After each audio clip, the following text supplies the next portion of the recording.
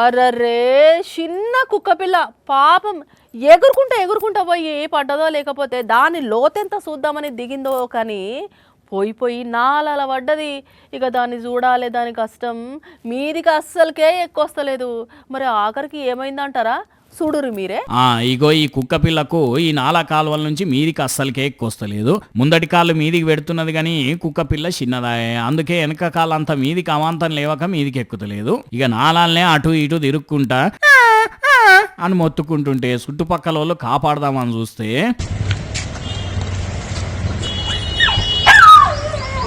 మొదలు ఇట్లా భయపడి లోపలికి పోయింది. ఇక అటెంక మళ్ళీ బయటికి వచ్చింది కానీ ఎవరు మీదికి లేపుదామని చేతులు పెట్టినా నన్నేమన్నా చేస్తారా అనుకుంటున్నదో ఏమో భయంతోనే అని అరుస్తున్నది.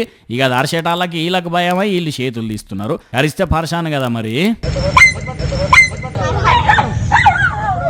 ఇట్లా కాదు కానీ ఒక పెద్ద బండ తెచ్చేయుండ్రా నా దాని మించన్న ఎక్కుతుంది. రైట్, ఇక ఎక్కే కుక్క పిల్ల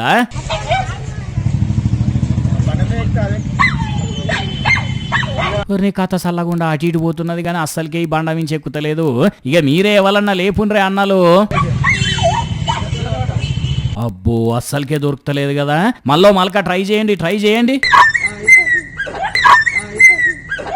అబ్బరే బిడ్డ, ఇక పోయి ఆడుకోపో. మళ్ళా గిట్లా ఇంకోసారి నాలిలా దిగినవో మంచిగా ఉండదు బిడ్డ. జగిత్యాల టౌన్ లో ఉన్న బ్రాహ్మణవాడలో ముచ్చటిది. మరి ఈ కుక్క పిల్లని కాపాడిన ఈ అన్నలందరినీ గరం గరం వార్తల తరపున తారీఫ్ చేయాల్సిందే కదా. శెబ్బాష్ అన్నలు, మంచి పని చేసిండ్రే మీరు.